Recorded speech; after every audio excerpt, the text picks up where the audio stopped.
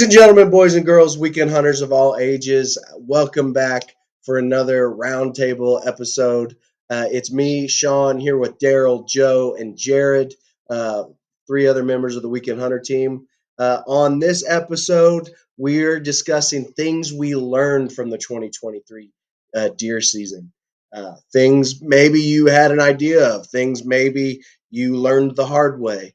Whatever it is, we're here to discuss it and how we can improve on that for the next season. So to start us off, Darryell, kick us off, and let's go through some things you learned this season. What's happening, guys? How are you?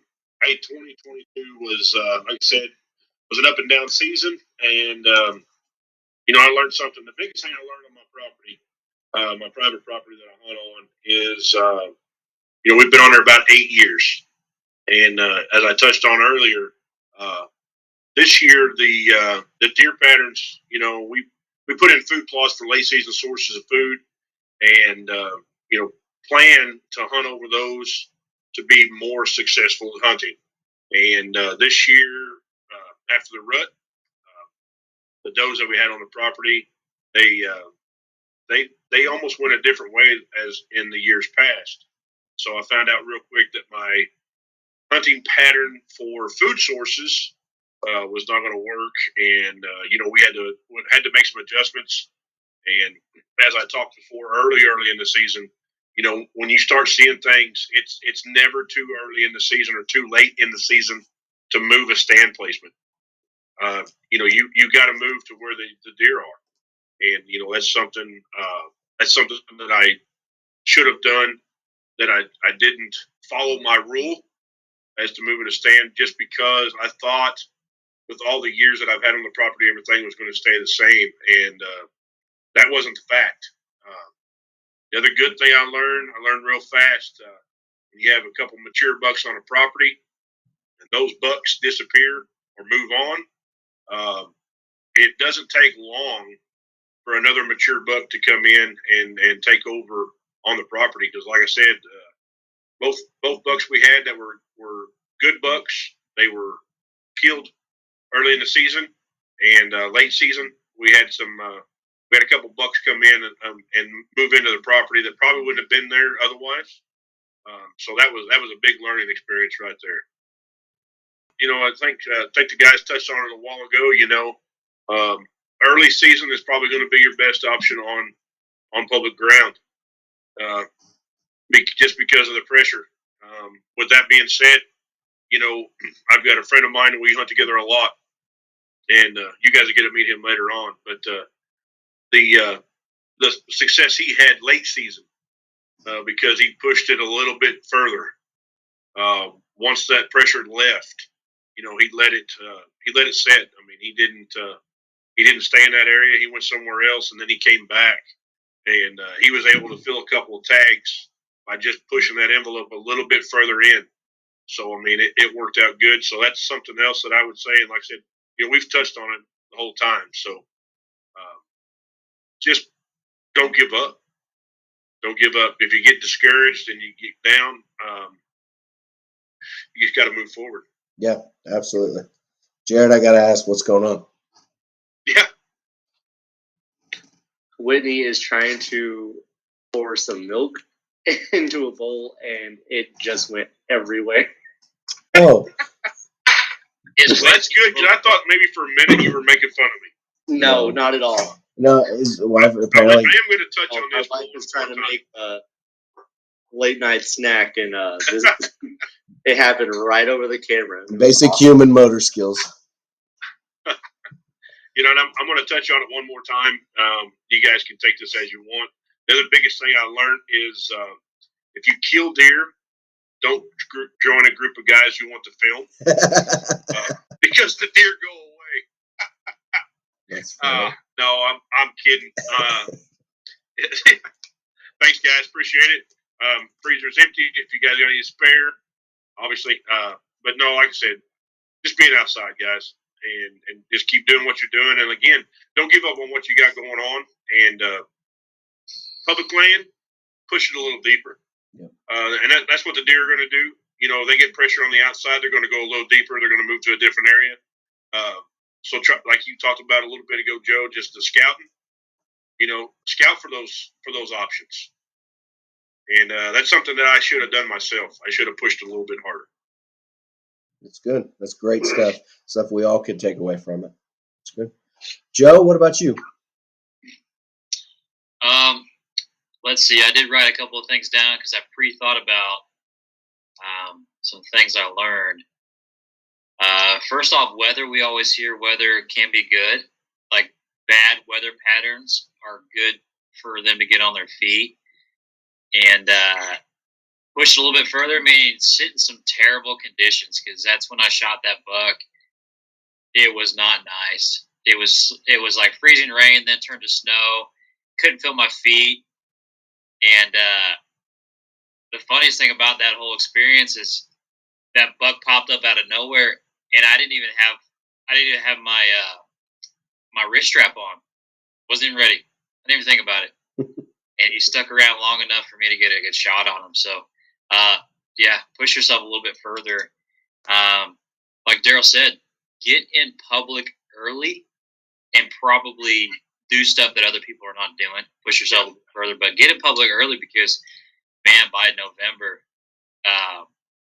yeah, they've been pressured and pressured. So if you can hunt the first 3 weeks of bow season on public, that's probably a wonderful time to be out and get your early season deer. And then I've been watching deer on some private land, and I really see them at night over like a cut cornfield. So after the rut, evening sits over food. That's the best. I mean, that's where they're at, and they come out like just before nighttime, so you don't get a whole lot of opportunity. But that's what I'm seeing this year, or seeing this coming year. I did learn Grim Reapers existed, and they're awesome.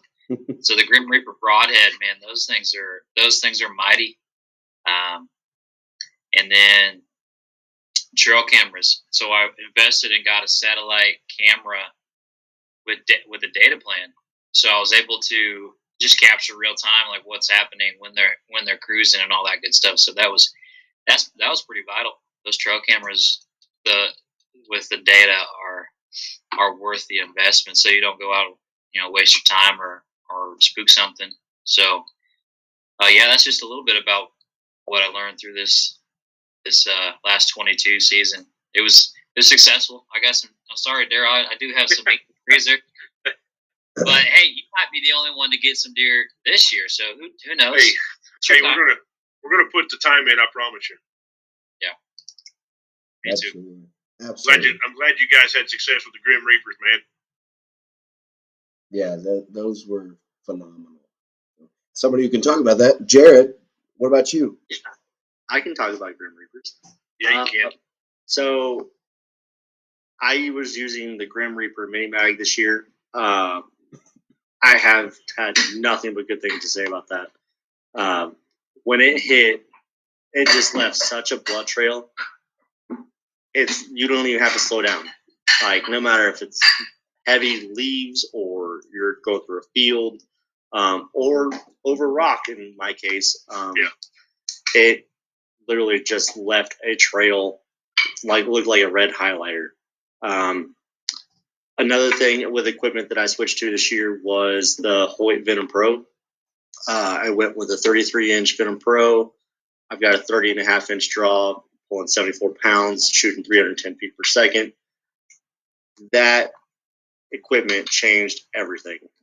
Just having that quality equipment, yes, Joe, you would have to pull back past your ear to do that. Having that equipment changed everything. I was able to practice more this year, and just having that confidence in my equipment, I was able to perform whenever I needed to. There was no questions asked. There was not even a hesitation. Another thing that I learned this year that I'm going to change for next year, 2023, is a camera setup. I was kind of just operating on my phone, so if push came to shove, I would choose the deer over the footage. Yeah, because that's what I'm after. But looking forward to 2023, I'd really like to get a little bit better camera.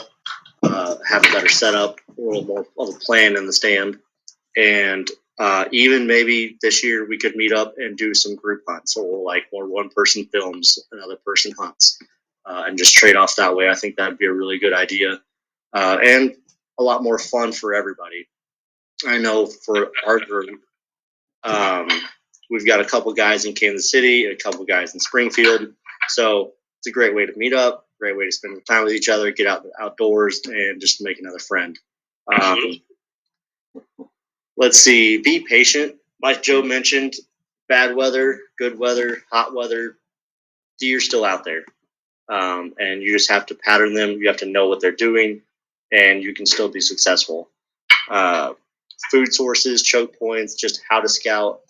I don't have any trail cameras. Looking to get one this year, maybe. But just do a better job scouting so that you know exactly what those deer are doing. And like Darryell said, it could change year to year. So if you've been somewhere for a couple of years, that does not mean that's what they're going to do this year. So you have to know what they're doing at that time. So that's about it. That's great, man. I'm not even going to begin to guess what Madison learned this year, except for maybe something to do with ammo and maybe a gun misfiring. Um, but Legend continues. yeah. But for me, the big thing, obviously, right off the top, Evercalm. I didn't know anything about that until Darryell introduced that to me the beginning of the season. And I know, Joe, did you pick some up this year too? Yeah, I actually had Evercomb all over my boots and all over my tree climber when I shot that buck, and he really was just tasting something in the air. I bet you it was Evercomb. Yeah, I mean, I couldn't. I mean, you saw my opening day hunt when I had 12 deer around me within 10, 15 yards. And then that same evening, I had those two little button bucks that were right underneath me. Um, they were perfectly chill. If I had, and this goes back to what Darryell said at the beginning of the season, and I'm tagging this as a learning thing, is uh, why pass on something in the beginning of the year that you're going to shoot at the end of the year? And I'm really regretting on shooting that doe that had on not shooting the doe that had the two yearlings. Um, and I know, Darryell, we talked about this with Madison a lot, but next year I'm not holding back. I'm just letting it fly. It's just like, oh, okay, yeah, say bye to mama. But it is what it is, and I got two, so I'm good with that. The next thing I've got down, Jared touched on it, was Grim Reapers. Fantastic broadheads. Just cannot rave about it. I've used uh, the G5s. I never got to shoot them, but then I've growing up, I've only used Rage and Muzzies. Those have been the two that I've used. I've used the Rage 2 blades, and I've used the Muzzy Fixed 3s, and I can never go back to anything else but Grim Reaper. Just outstanding cuts, outstanding blood. That doe that I shot with the guys early part of the season blew through ribs, man. It just took holes out of the ribs. Uh, all three blades extended on those mini mags, and just phenomenal cuts. If I had to sum up the year for me, I'd call it the year of almost, because I had a lot of little adjustments that I could have made as I'm setting up, whether it's picking a tree and instead of picking the tree 5 yards to the right, I picked that tree. Well, if I'm 5 yards to the right, I have a different shot on a different deer, or I'm hidden a little bit better. There's a lot of those scenarios that I play back through the year that I could have made and would have potentially tagged out with. So that's kind of what I'm thinking is just my e-scouting can get a little bit better. My scouting on the ground can get a little bit better as well there. And then talking about that is you get what you pay for. I know we kind of alluded to this and talked about this a little bit on the last episode, but my hawk hunting platform that I nearly fell out of the tree with, absolute garbage. Had this thing for not even 2 full seasons and left it out overnight and I go out the next day to go hunt it, and I step my foot onto that platform with my lineman's belt and my other foot on the sticks, and it just gives out.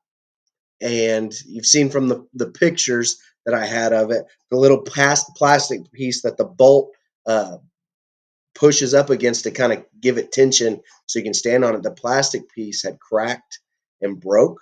And so then when the bolt went into it, the bolt just bent. I don't know if they just used a soft metal for the bolt, but the plastic, it was bad all around.